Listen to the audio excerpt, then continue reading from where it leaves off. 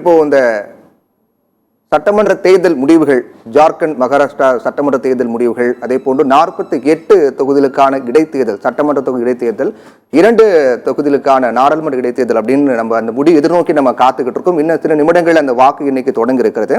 இப்போ 2 மாநிலங்கள் இருந்தாலும் கூட மகாராஷ்டிரா அப்படிங்கிறது இந்தியாவின் மிக முக்கியமான ஒரு மாநிலமாக இருக்கு.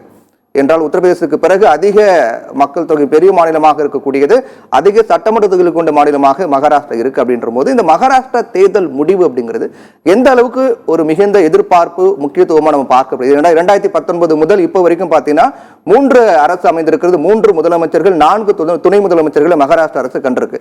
இப்படியாக இருக்கக்கூடிய ஒரு குழப்பமான அரசியல் சூழலுக்கு மத்தியில இந்த தேர்தல் முடிவு என்பது பாஜக இருக்கட்டும், காங்கிரஸா இருக்கட்டும், எந்த அளவுக்கு ஒரு முக்கியத்துவம் வாய்ந்ததா பார்க்கப்படுது? இந்த தேர்தலில் மிக முக்கியமாக நீங்கள் கூறியது போல மகாராஷ்டிராவின் தேர்தல் முடிவுகள் உற்று கவனிக்கப்படுகின்றன. அதைவிட மிக அதிகமாக உற்று கவனிக்கப்படுவது எது என்றால், அடுத்த இந்திரா காந்தியாக மாறுவாரா பிரியங்கா காந்தி? இது மிக முக்கியமாக பார்க்க வேண்டியிருக்கிறது. இந்த தேர்தலிலே மகாராஷ்டிராவுடைய ஜெயிக்க போவது யார் என்பதற்கு இணையான ஒரு ஈர்ப்பு என்பது பிரியங்கா காந்தியின் மேல் வந்திருக்கு. என்றால் பிரியங்கா காந்தி முதன்முறையாக தேர்தல் அரசியல் களத்திலே இறங்கி இருக்கிறார். எனவேதான் கூறுகிறேன், அடுத்த இந்திரா காந்தியா பிரியங்கா காந்தி என்பதை முடிவு செய்யக்கூடிய ஒரு தேர்தலாக இது இருக்கிறது. என்றால் அவர்தான் வெற்றி பெற போகிறார் என பலரும் பல கருத்துக்களும் கூறி வருகின்றன. ஆனால் இந்திரா காந்தியை போல் பிரியங்கா காந்தி வருவாரா என்பதற்கு முன்னோட்டமாக முதன்முறையாக பிரியங்கா காந்தி களமிறங்கி இருக்கிறார். வயநாட்டு இடைத்தேர்தலிலே ராகுல் காந்தி அவருடைய சகோதரர் வெற்றி பெற்ற இடத்திலே களமிறங்கி இருக்கிறார். முதன்முறையாக தேர்தல் களம் காண்கிறார். எனவே இந்த தேர்தல் களத்திலே பிரியங்கா காந்தி வெற்றி பெறுவாரா, எத்தனை வாக்குகள் வித்தியாசத்தில் வெற்றி பெற போகிறார் அல்லது தோல்வியடைவாரா போன்ற பல கேள்விகள் எழுந்திருக்கின்றன.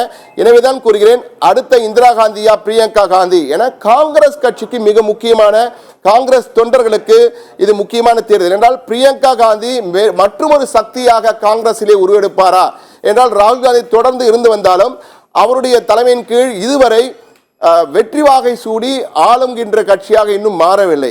நாடாளுமன்ற தேர்தலை தொடர்ந்து 3 தேர்தலை சந்தித்திருக்கிறார்கள். ஆனால் பெரிய அளவு வெற்றி பெற முடியாத சூழல் தான் காணப்படுகிறது. ஆனால் பிரியங்கா காந்தி அடுத்த பவர் சென்டர் என்பார்களே, அடுத்த சக்தி பீடமாக பிரியங்கா காந்தி மாறுவாரா? எனவேதான் கூறினேன், அடுத்த இந்திரா காந்தியா பிரியங்கா காந்தி என்ற வகையிலே பார்க்கக்கூடிய தேர்தல். பிரியங்கா காந்தியின் வெற்றி அதிக வாக்கு சதவீதத்திலே, அவர் வாக்கு வித்தியாசத்திலே, வாக்குகள் எண்ணிக்கை வித்தியாசத்திலே அவர் வெற்றி பெற்றால் காங்கிரஸ் கட்சிக்கு மிகப்பெரிய அடுத்த ஒரு தலைமை, புதிய சக்தி பீடம், புதிய பவர் சென்டர் உருவாகும் என்பதில் மாற்று கருத்தில்லை. சோனியா காந்தி தற்போது அரசியல் கிட்டத்தட்ட ஒதுங்கியே விட்டார் என்றால் கூற வேண்டும். எனவே ராகுல் காந்திக்கு இணையாக, ராகுல் காந்தி மிஞ்சிய அளவுக்கு வளரக்கூடிய சக்தியாக பிரியங்கா காந்தி வரப்போகிறாரா இல்லையா என்பதை எடுத்து காட்டக்கூடிய ஒரு தேர்தலாக பிரியங்கா காந்தியின் வெற்றியும் அவர் பெறுகின்ற வாக்குகளின் வித்தியாசமும் நிச்சயமாக எதிரொலிக்கும் என்பதில் மாற்று கருத்தில்லை.